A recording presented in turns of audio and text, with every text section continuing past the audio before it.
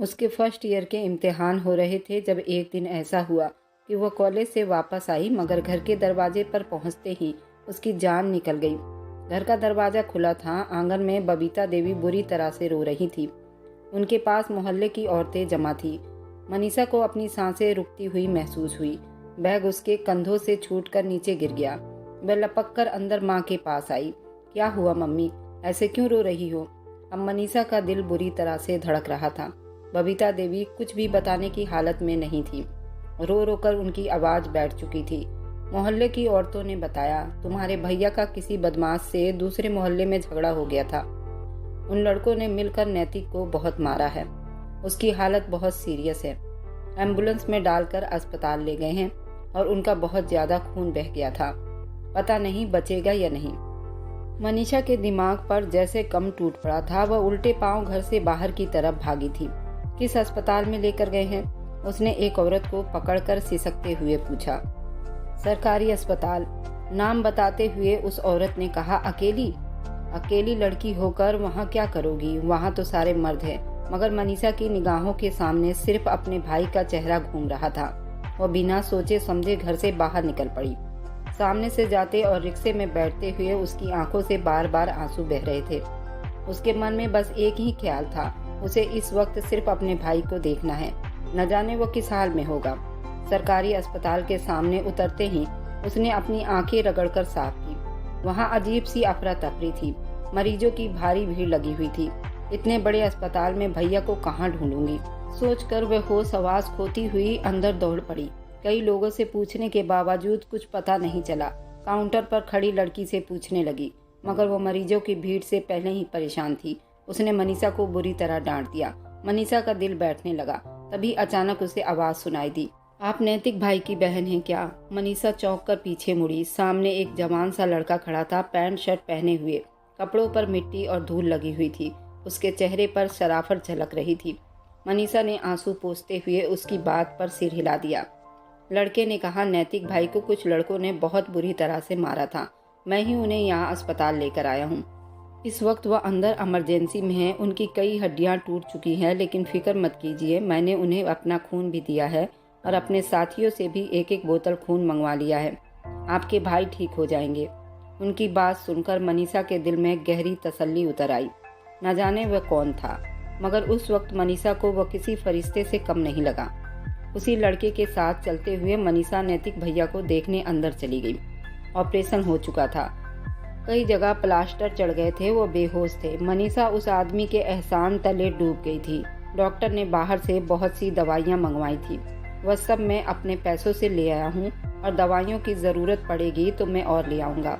आप घर चली जाओ, नैतिक भाई के पास मैं हूँ। वह लड़का फिर से बोला। मनीषा ने उसे बड़े ही प्यार से देखा। वह लगभग 23 साल का जवान लड़का था। उसे वह फरिश्ता ही लग रहा था।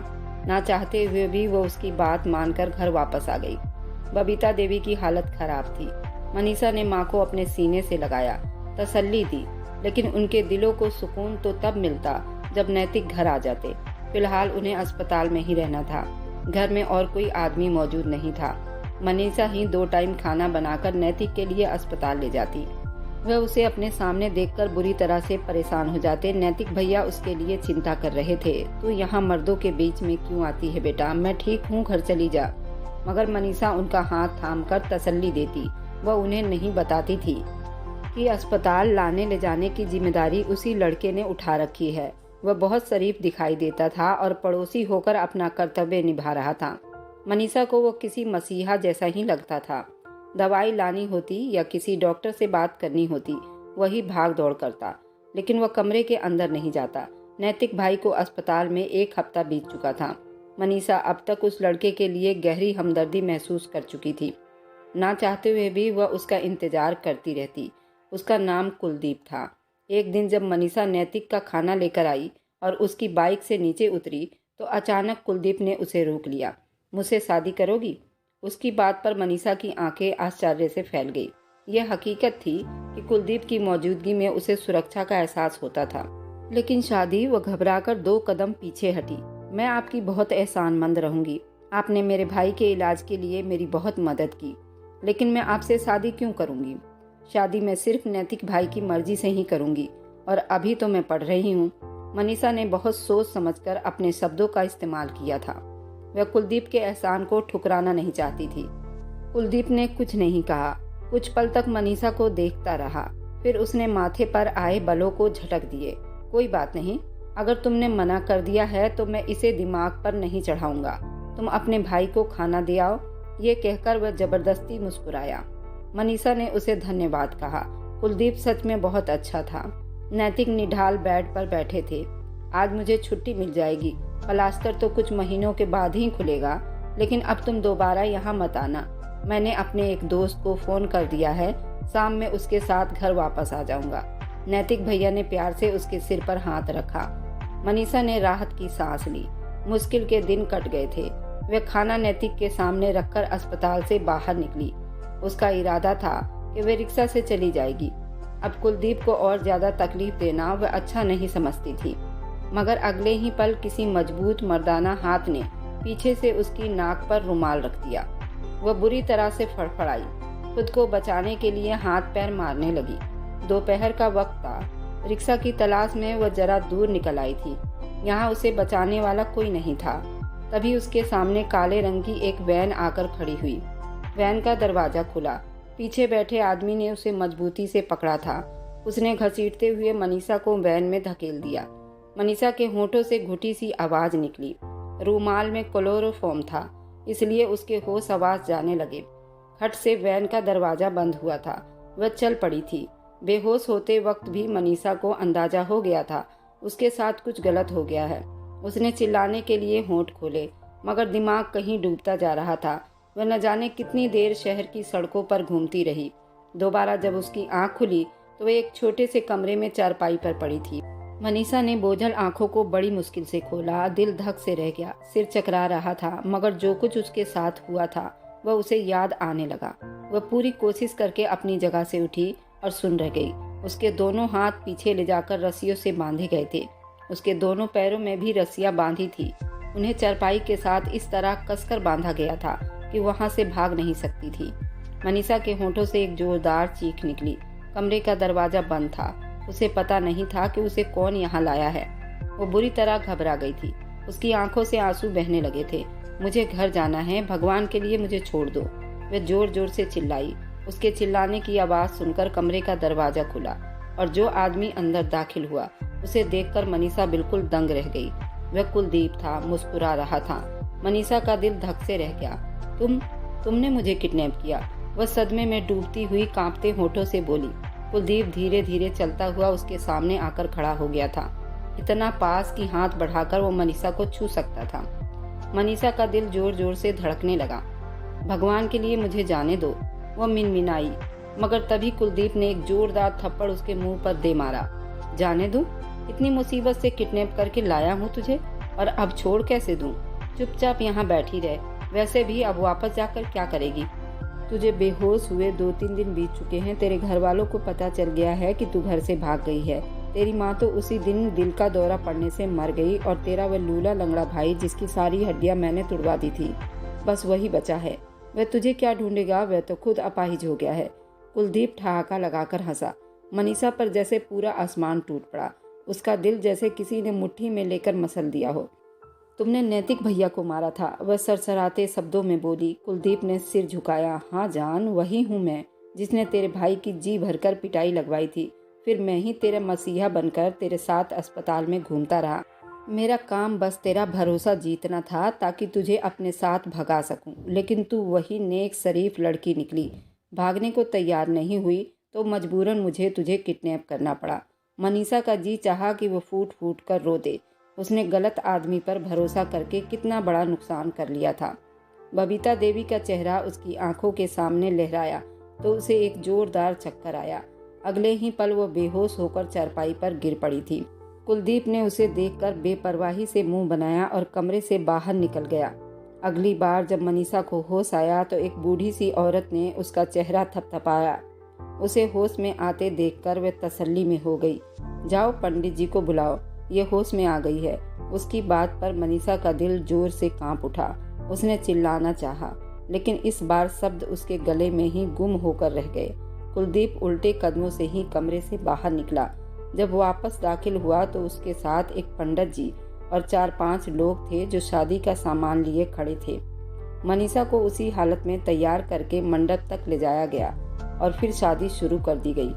पंडित जी ने उन दोनों की शादी करवा दी जिस हालत में उसे शादी के लिए तैयार किया गया था। उसी बीच कुलदीप ने आगे बढ़कर मुट्ठी में उसके बाल पकड़ लिए, धमकी देते हुए कहा, अगर मना किया तो तेरे भाई को जान से मार दूंगा। पहले ही वो तेरे भागने की वजह से लोगों से मुंह छिपाता फिर रहा है। मनीषा उसकी बात पर हिलकर रह गई। कांपते हाथों से उसने उस शादी को स्वीकार कर लिया। कुलदीप ने खुशी से उसके हाथ पैर खोल दिए। वह दोनों हाथों में चेहरा छुपाकर फूट फूट कर रोने लगी। वह बर्बाद हो चुकी थी और दुख की बात ये थी उस बर्बादी को उसने खुद दावत दी थी। कमरा खाली हुआ तो कुलदीप ने दरवाजा बंद किया, उसके पास आ गया। मनीषा की आत्मा तक कांप गई। भगवान के लिए मुझे छोड़ दो, मैं कहीं और दूर चली जाऊंगी। मैं किसी को कुछ नहीं बताऊंगी कि तुमने मुझे किडनैप किया था, वह विनती भरे शब्दों में बोली। कुलदीप जोर जोर से हंस पड़ा। छोड़ने के लिए थोड़ी न शादी की है तुझसे, वह बोला। जल्दी से आकर तुम मेरे बराबर में चरपाई पर सो जा। तू मेरी सोने की चिड़िया है। जितनी तू खूबसूरत है उससे मैं अपने सारे दुख दर्द दूर कर सकता हूँ। बस तुझे वही करना होगा जैसा जैसा मैं कहता जाऊँ। उसकी आंखों में लालच और अधिकार जताने का जहर साफ झलक रहा था। मनीषा बिल्कुल सुन रह गई, निगाहें गड़ाए उसे देखती रही। वह करवट बदलकर सो गया। उसके लाए हुए खाने का थाली मनीषा के सामने पड़ा था। न जाने वो कितने दिनों के बाद उसने खाने की शक्ल देखी थी। उसकी आंखों से आंसू बहने लगे। जिंदगी जैसे नर्क बन चुकी थी। हैरानी की बात ये थी कि शादी के बाद कुलदीप ने उसे हाथ तक नहीं लगाया, ना ही उसकी सुहागरात हुई। सुबह तक वह दूसरी चरपाई पर मुंह खोलकर सोता रहा। मनीषा को उससे कोई सुकून नहीं मिला, बस डर और हैरानी गहरी हो गई। सुबह जब वह जागी तो चुपचाप घर से बाहर निकल गया। 5 मंजिला 25 गज का मकान था। मनीषा के हाथ पैर खोल दिए गए थे। शायद कुलदीप को यकीन था कि वह भागकर कहीं नहीं जा सकेगी। घर में एक बूढ़ी सी औरत थी, मगर उसने मनीषा से घर के किसी काम के लिए नहीं कहा। तेरे हाथ खराब हो जाएंगे, उसने कहा। अभी मेरे बेटे को तुझसे बहुत काम है। उसकी बात सुनकर मनीषा हैरानी से उसे देखती रह गई। पता नहीं अब ये लोग उससे क्या करवाने वाले थे। वह दीवार से टेक लगाकर यूं ही दरवाजे की ओर तकती रही। तभी कुलदीप कमरे में दाखिल हुआ और बोला, जल्दी से कपड़े बदल लो और मेरे साथ चलो, बहुत जरूरी काम है। उसके शब्दों में अजीब सा जोश था। मनीषा ने चुपचाप उठकर कपड़े बदल लिए। ये धार्मिक वस्त्र पहनकर क्यों आई हो? कुलदीप गुस्से से बोला और उसके सिर से दुपट्टा खींच लिया। मनीषा के होठों से सिसकी निकली, मगर उसने बिना कुछ कहे कुलदीप का लाया हुआ बेहुदा कपड़े और मेकअप अपने चेहरे पर लगा लिया। कुलदीप उसे देखता ही रह गया। वह सच में बेहद खूबसूरत लग रही थी। सही में मैं तो हीरा चुनकर लाया हूँ, वह बुदबुदाया। वह उसे लेकर घर से बाहर निकला। बाहर उसकी मोटरसाइकिल खड़ी थी। मोटरसाइकिल पर बिठाकर वह उसे एक इमारत की ओर ले गया। मनीषा का दिल जोर जोर से धड़क रहा था। पेट में अजीब सी मरोड़ उठ रही थी, मगर वह खुद को संभालने की पूरी कोशिश कर रही थी। अंदर दाखिल होते ही मनीषा को अंदाजा हो गया, ये कैसी जगह है। ये कोई फिल्म स्टूडियो नहीं था जहाँ ऑडिशन लेते हैं। आते ही उसने किसी लड़के की फुसफुसाती आवाज़ सुनी। उस लड़के ने मनीषा को और इशारा किया, कमरे के अंदर जाने को कहा। कुलदीप उसका हाथ थामे उसे फटाफट अंदर ले गया। सर जी, यही है वो लड़की जिसके बारे में मैंने आपसे कहा था। ये फिल्म की हीरोइन बन जाएगी ना? कुलदीप ने उत्साह से कहा। मनीषा ने घबराकर पहले कुलदीप की ओर देखा, फिर सामने बैठे उस आदमी की ओर जो सिर से पांव तक उसे गिद्ध की नज़रों से घूर रहा था। तुम जरा बाहर जाओ, उस आदमी ने कहा। मैं इसका ऑडिशन ले लेता हूँ। उसकी बात सुनते ही कुलदीप खुशी से सिर हिलाता हुआ बाहर निकल गया। मनीषा कांप उठी। मुझे किसी फिल्मों में काम नहीं करना, वह फूट फूट कर रो पड़ी। मगर कुलदीप जा चुका था। वह आदमी कुर्सी से उठा, धीरे से चलता मनीषा के पास आया। चलो, ऑडिशन के लिए तैयार हो जाओ। अब तुम्हें ऐसी अदाकारी दिखानी है जैसे मैं एक जालिम पति हूँ, तुम्हारे साथ जबरदस्ती कर रहा हूँ। तुम्हें अपने आप को मुझसे बचाना है। उस आदमी ने मनीषा को दोनों बाजुओं से थामा था। उसने होठों पर मुस्कुराहट सजा ली थी। मनीषा को पता चल चुका था ये सारा खेल क्या है। वह अब जोर से चिल्लाई। उस आदमी ने अपनी बेबाकियों को थोड़ा बढ़ा दिया। मनीषा बुरी तरह से घबरा रही थी। उसने खुद को छुड़ाने की कोशिश की तो उस आदमी को जरा सा गुस्सा आया। अरे मैं कहता हूँ ऑडिशन दो। ये सब कुछ नहीं करोगी तो फिर तो फिल्मों में चांस का सोचना भी मत। उसने एक हाथ से मनीषा की कमीज खींचकर नीचे उतार दिया था। मनीषा का पूरा जिस्म खुलेआम हो गया था। वो बुरी तरह से चिल्लाई थी। जोर जोर से धक्का देकर उस आदमी को उसने पीछे किया था। वह कांप रही थी। नीचे गिरते उस आदमी को मेज का कोना लगा। उसके होठों से हल्की सी चीख निकली और चेहरे पर गुस्सा का भारी असर फैल गया। वह एकदम दहाड़ता हुआ अपनी जगह से उठा था। निकल जा मेरे कमरे से बाहर, बदतमीज लड़की। ये सारा काम मैं प्यार मोहब्बत से भी करवा सकता था। कोई जरूरत नहीं है तुझ जैसी 2 कौड़ी की लड़की को फिल्म में चांस देने की। निकालो इसे बाहर। बाहर खड़े लोग उसके चीखने पर अंदर आ गए थे। कुलदीप उनमें से था। उसने कोने में थरथर कांपती मनीषा को देखा, जिसका कपड़ा चारों तरफ से फट गया था। उसका चेहरा लाल पड़ गया था। तुम्हें कहा था जो वो कहेंगे वही करना है, उसके सर पर आकर चिल्लाया। मगर कुलदीप की लाख विनती करने के बावजूद भी वह आदमी अब उसकी कोई बात सुनने को तैयार नहीं था। मनीषा समेत उसे ऑडिशन रूम से बाहर निकाल दिया गया था। कुलदीप बहुत गुस्से में था। वह बार बार चिल्ला रहा था, मगर मनीषा का धड़कता दिल बड़ी तसल्ली में हो गया था। कम से कम उसकी इज्जत तो बच गई थी। उस रात कुलदीप ने घर लाकर उसे बुरी तरह से मारा था।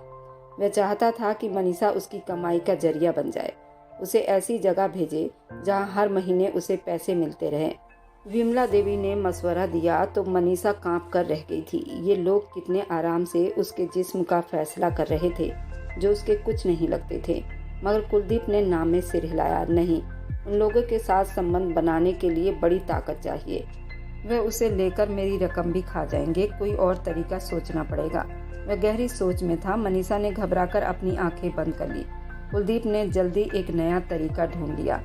एक दिन वह घर आया तो बड़ा खुश लग रहा था। एक बड़ी कंपनी में तेरी नौकरी की सिफारिश की है। उसका मालिक जवान आदमी है। तुझे बस जैसा मैं कहूँ वैसा ही करना होगा। कुलदीप की बात पर मनीषा ने अपना सर झुका लिया था। उसकी इच्छा के अनुसार अगले दिन तैयार होकर दफ्तर चली आई थी। ये तनिष्क के साथ उसकी पहली मुलाकात थी। उसे तनिष्क की सेक्रेटरी के तौर पर हायर किया गया था।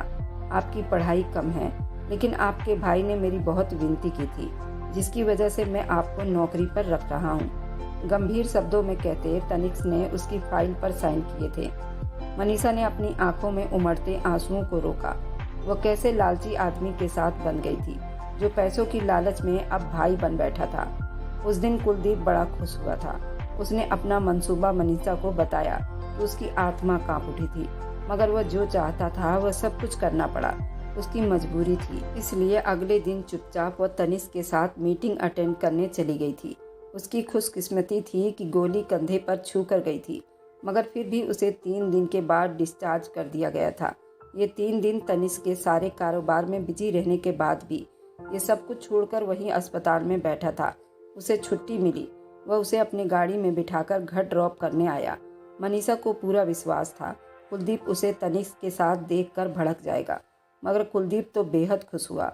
साहब, आप उसे अपने घर लेकर जाएं। उसे महंगे इलाज और खुराक की ज़रूरत है। मैं गरीब आदमी हूँ, मैं ये सब कुछ कैसे पूरा कर सकता हूँ। उसने अपना और मनीषा का रिश्ता बताए बिना कहा था। मनीषा चुपचाप खुद को बेमोल होता देखती रही। तनिष्क ने पलटकर मनीषा को देखा। ठीक है, जब तक ये पूरी तरह ठीक नहीं हो जाती है मेरे ही घर पर रहेगी। उसने चुपचाप गाड़ी को अपने घर की तरफ मोड़ लिया था। कुलदीप ने खुशी से गाड़ी को वापस जाता देखा और सोचा, अब असल मजा आएगा। जब मनीषा उसी के घर में रहेगी तब उस पर इल्जाम लगाना आसान होगा। तनिष्क ने अपने घर के सामने गाड़ी रोकी तो मनीषा ने निगाहें उठाकर देखा। वह घर किसी महल से कम नहीं था। आ जाओ नीचे। वह पलटकर उसकी तरफ आया था। नौकरानी के होने के बावजूद उसने दरवाजा खुद खोला। मनीषा चुपचाप नीचे उतर आई। उसके रेशमी बाल उलझे हुए थे। कपड़ों पर सिलवटें पड़ी हुई थी। चेहरे पर हल्का पीलापन था। तनिष्क ने नजर भरकर उसे देखा। ये लड़की कब उसके दिल में अपनी जगह बना गई थी उसे पता ही नहीं चला। धीरे से उसका हाथ थामते हुए वह उसे घर के अंदर ले आया था। ये तुम्हारा कमरा है, तुम्हें किसी चीज की कमी नहीं होगी। डॉक्टर खुद घर आकर तुम्हारी मेडिसिन और मरहम पट्टी कर जाएंगे। किसी भी चीज की जरूरत हो तो नौकरानी से कह देना। मैंने तुम्हारे टेबल पर एक मोबाइल रख दिया है, उसमें मेरा नंबर सेव है, मुझे फोन करके बुला लेना। वह नरमी से कहते हुए उसे समझा रहा था। मनीषा ने बस एक निगाह उठाकर उसे देखा और चुपचाप कमरे के अंदर चली गई। पता नहीं और कितना कुछ सहना बाकी था, तभी वो मुंह छुपाए उस रात फूट फूट कर रोने लगी। रात का न जाने कौन सा पहर था जब करवटें बदलते तनिष्क बेकाबू होकर अपनी जगह से उठ खड़ा हुआ। धीरे धीरे चलते हुए वो मनीषा के कमरे के दरवाजे के सामने आकर खड़ा हो गया था। अंदर वो बेखबर सो रही थी। उसने दरवाज़ा लॉक नहीं किया था। तनिष्क ने धीरे से दरवाज़ा खोल दिया। कमरे में बिल्कुल अंधेरा था। सेक्रेटरी सिमटी हुई मुंह छुपाए बेड पर एक तरफ लेटी थी। उसके लिए लाया गया खाना मेज पर यूं ही रखा गया था। तनिष्क के दिल को कुछ हुआ था। उस मासूम सी लड़की ने उसकी वजह से इतनी तकलीफ झेली थी। धीरे धीरे चलता हुआ वो बेड के पास आकर खड़ा हो गया। वह नींद में बड़बड़ा रही थी, टूटे फूटे शब्द और बार बार सिसकियां ले रही थी। उसका जिस्म झटके खा रहा था। तनिष्क के चेहरे पर हैरानी थी। पहली बार वह अचानक ही घुटनों के बल उसके सामने जमीन पर बैठ गया। मनीषा, तुम ठीक हो? उसने धीरे से उसके कंधे पर हाथ रखा, जो अब एक नज़र में मनीषा ने जोर से उसका हाथ झटकते हुए सिसकी ली थी। मुझे छोड़ दो, मैं ये सब नहीं कर सकती। मैं तनिष्क पर इल्ज़ाम नहीं लगा सकती। वे बहुत अच्छे हैं, उन्होंने मेरा बहुत ख्याल रखा। मैं एक अनजान आदमी पर इतना बड़ा इल्ज़ाम कैसे लगा दूँ? वह फूट फूट कर रोने लगी थी। तनिष्क का दिमाग भग से उड़ गया था। ये क्या कह रही हो मनीषा? वह धीरे से बेड पर बैठते हुए उसके करीब हुआ था।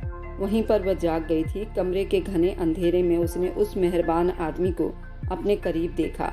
एक झटके से वो उठ बैठी थी। उसकी आंखों में डर था, पूरा जिस्म कांप रहा था। धीरे से उसे अपने साथ लगाते तनिष्क को वो उस वक्त बहुत तरसती हालत में लगी थी। मनीषा ने फूट फूट कर रोते हुए तनिष्क के सीने में अपना सिर छुपा लिया था। वह चाहता है कि मैं आप पर इल्ज़ाम लगाऊं कि आपने बंद कमरे में मेरे साथ गलत काम किया है, ताकि वो पुलिस में रिपोर्ट कर सके, जुर्माना के तौर पर आपसे एक बड़ी रकम ले सके। लेकिन वह उसके बाद भी मुझे नहीं छोड़ेगा। वो मुझे दूसरी जगह ले जाएगा और फिर तीसरी जगह पर। सारी जिंदगी मेरे जिस्म से खेलता ही रहेगा। वह सिसकते हुए कह रही थी, कौन है और ऐसा क्यों करेगा? धीरे से उसका चेहरा उठाते हुए तनिष्क ने उसकी आंखों में झांका, जहां बेहद डर था। मनीषा को कुछ क्षणों बाद एहसास हुआ कि वो कहाँ है। वह तनिष्क के घर में थी और उसके सामने बैठा हुआ वह खूबसूरत इंसान तनिष्क था। वह उसकी मजबूत पकड़ में थी। मनीषा ने अपनी आंखें झुका ली। धीरे से उसने कुलदीप के बारे में सब कुछ बता डाला। तनिष्क बड़े ध्यान से ये सब कुछ सुनता रहा, फिर अचानक ही उठ खड़ा हुआ। मनीषा, तुम सोना मत, मैं अभी आ रहा हूँ। वह पलटकर घर से बाहर निकल गया था। आधी रात को कुलदीप ने अपने दरवाजे पर जब तनिष्क को खड़ा देखा तो उसकी सिट्टी पिट्टी गुम हो गई थी, मगर तनिष्क ने अगले ही पल उसे गुद्दी से दबोचते हुए घर से बाहर निकाला था। चल मेरे साथ। उसका जोरदार मुक्का कुलदीप के नाक पर पड़ा तो खून का एक फवारा छूटा और वे करा उठा था, तूने गलत जगह हाथ डाला है। अब तू उसी के सामने जाकर बताएगा कि तूने ये सब कुछ क्यों किया है। वह उसे घसीटते हुए गाड़ी में लाकर पटक रहा था। कुलदीप की जोर जोर से चीख निकलने लगी थी। सिर्फ आधे घंटे के बाद वह मुजरिम बना मनीषा के सामने खड़ा था। उसकी चाल उल्टी पड़ चुकी थी। उसे विश्वास नहीं था तनिष्क एक आम मर्द से कितना अलग होगा। उसने तो मनीषा को अपनी इज्जत समझा था। ये बता, जब तूने उससे शादी कर ली थी तो फिर उसे एक पत्नी की तरह क्यों नहीं रखा? तनिष्क ने गुस्से भरे शब्दों में पूछा था। वह कहते हुए कुलदीप ने सिर झुका लिया। पत्नी के अधिकार देने के काबिल होता तो रखता ना। एक हादसे ने मुझे मेरी सारी मर्दानगी छीन ली थी। तब से मुझे औरत जात से ही नफरत हो गई थी। उसे देखकर भी मैंने पहले ख्याल यही सोचा था कि उसे अपनी कमाई का हिस्सा बनाऊंगा, और मैं कामयाब भी होता जा रहा था। अगर इस कामचोर लड़की ने ये खेल वैसे ही खेलने दिया होता जैसे मैंने उसे कहा था। उसने एक नफरत भरी निगाह मनीषा पर डाली। तनिष्क अपनी जगह से उठ खड़ा हुआ। सामने बैठी मनीषा अभी तक कांप रही थी। बेड की पीठ से टेक लगाए वह सारे भरे निगाहों से कभी तनिष्क को देखती, कभी कुलदीप को। तनिष्क धीरे से चलता कुलदीप के सामने आया। हाँ, मैं एक आम आदमी नहीं हूँ, मैं तनिष्क हूँ। मैं औरतों की बहुत इज्जत करना जानता हूँ, और ये लड़की जिसे तूने बेवजह बिन गलती के इतनी बड़ी सजा दी, उसकी गलती सिर्फ इतनी थी कि वो खूबसूरत थी, तुम्हारी कमाई का हिस्सा बन सकती थी। शर्म आती है तुझे मर्द कहते हुए, तू सच में नामर्द है। तनिष्क ने जोरदार मुक्का उसके चेहरे पर मारा और उसे नफरत से मिलवा दिया था। कुलदीप जमीन पर गिर चुका था। उसका खेल अब खत्म हो चुका था। उसे पता था मनीषा मजबूत बाहों में है और वहां से अब बचकर नहीं निकल सकता। तनिष्क की एक और फोन कॉल पर कुलदीप को पुलिस ने गिरफ्तार कर लिया। पुलिस के सामने ही उसने उससे डिवोर्स पेपर पर साइन करवाए। कुलदीप से उसकी डिवोर्स हो गई थी। वह घर वापस आया तो मनीषा बेड पर उसी तरह बैठी थी। दरवाजे पर निगाह जमी हुई थी। जख्मी कंधे पर उसने अपना दूसरा हाथ रखा और दर्द हो रहा था। तनिष्क धीरे से चलता उसके सामने आकर बैठ गया। मनीषा ने निगाहें उठाकर उसे देखा। उसके चेहरे पर बड़ी मेहरबान मुस्कुराहट थी। आज उसके दोनों डिम्पल साफ दिखाई दे रहे थे। मनीषा ने सिर झुका दिया। अब रोने की कोई ज़रूरत नहीं, वह अपने अंजाम तक पहुंच चुका है। मैंने तुम्हारे भाई का भी पता लगवा लिया है। मेरे आदमियों ने उन्हें सारी बात बता दी और वे तुमसे मिलने के लिए बेताब हैं। उसने मनीषा के जिस्म में सारे कांटे चुन लिए थे। मनीषा के आंखों अब खुशी के आंसू तैरने लगे। देखो, अब मेरे सामने रोना मत। मैं तुम्हारे ये सारे आंसू अपने होठों से चूमना चाहता हूँ, मगर फिलहाल मेरे और तुम्हारे बीच एक मोहब्बत का रिश्ता जुड़ चुका है और कुछ ही दिनों में जब तुम पूरी तरह ठीक हो जाओगी तो फिर मेरी और तुम्हारी। धीरे से उसका हाथ थामते हुए तनिष्क ने उसकी आंखों में झांक कर कहा था। मनीषा ने बेकाबू अपना सिर झुका लिया। उसके होठों पर एक धीमी सी मुस्कुराहट उतर आई थी। आखिरकार वह एक मजबूत बाहों में थी, जहाँ पर अब कोई कुलदीप जैसा इंसान उसे कुछ नहीं कर सकता था। जब मनीषा पूरी तरह से ठीक हुई तो उधर नैतिक का भी तनिष्क ने पता लगवाकर अच्छे हॉस्पिटल से इलाज करवाया था। वह भी बहुत अच्छा हो गया था। इन दोनों को ठीक होने में पूरे 4-5 महीने लग गए थे। उसके बाद नैतिक ने अपनी बहन की, अपनी ममता की छत्रछाया में तनिष्क के साथ उसकी शादी कर दी थी। लेकिन उसके बाद भी मनीषा बहुत डर रही थी, क्योंकि मनीषा को लगता था जब तनिष्क को मेरी सच्चाई पता चलेगी, मैं कंवारी नहीं हूँ। उस दिन वैन में जब किडनैप हुई थी, उन तीनों बदमाशों ने उसे एक साथ एक एक करके उसकी इज्जत को रोन दिया था और वह प्रेग्नेंट हो गई थी। वह ये बात ना तो अपने भाई नैतिक को बता सकती थी, क्योंकि उसका भाई अभी अभी इतनी बीमारी से लड़कर ठीक हुआ था, और ना ही वह तनिष्क को खोना चाहती थी। जब एक दिन तनिष्क ने आकर उसे डायरेक्ट शादी की तारीख बता दी, वह बहुत घबरा रही थी। वह अपनी शादी के दिन भी खुश नहीं थी। वह सिर्फ डर में पड़ी हुई थी कि अगर हकीकत तनिष्क को पता चला तो उसका रिएक्शन क्या होगा। लेकिन जैसे ही फेरों का टाइम आया, वह बेहोश हो गई थी। जब डॉक्टर ने उसका पूरा फिर से चेकअप किया तो जो खबर डॉक्टर ने सुनाई, उसके पैरों तले से जमीन निकल गई थी। वह काफ़ी हद तक तो समझ गया था, लेकिन वह मनीषा के मुंह से सब सच्चाई सुनना चाहता था। फिर मनीषा ने उसे सारी सच्चाई बता दी थी। तनिष्क ने कहा, इसमें इस मासूम बच्चे की क्या गलती है। तनिष्क ने अपनी शादी की डेट बढ़ा दी और उन तीनों बदमाशों को जेल की सलाखों के पीछे भिजवा दिया।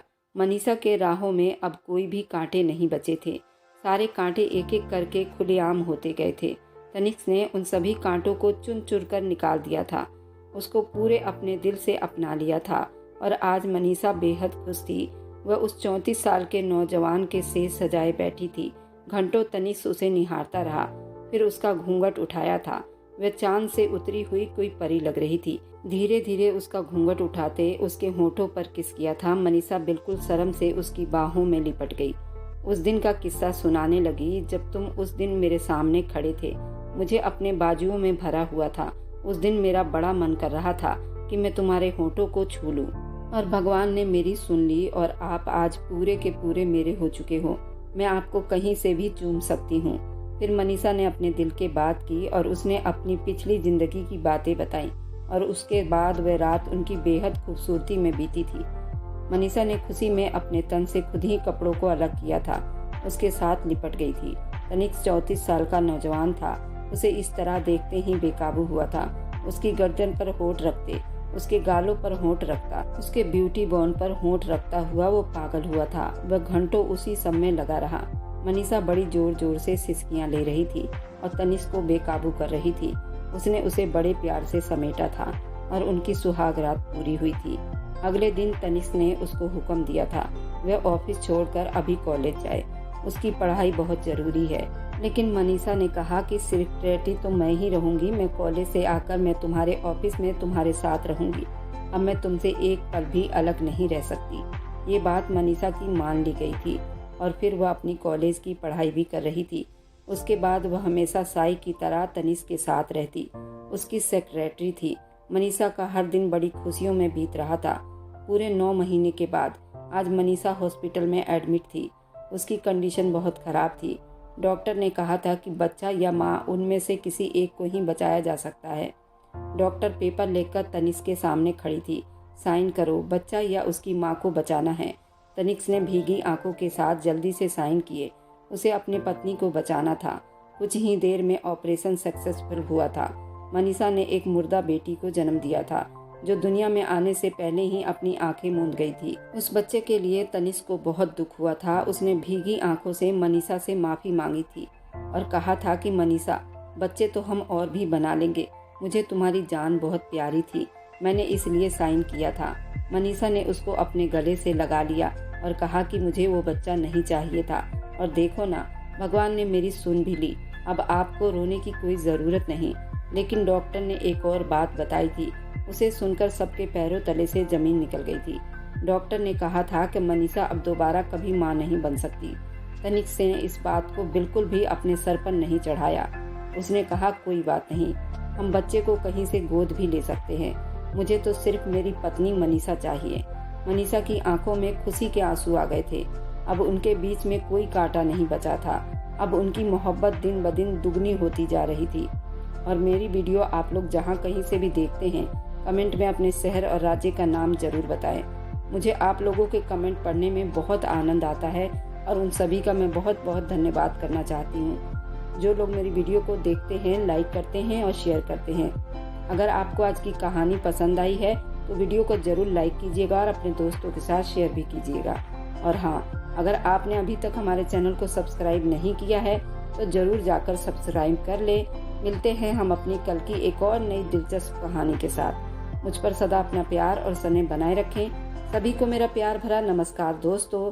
खुश रहें, स्वस्थ रहें, मस्त रहें।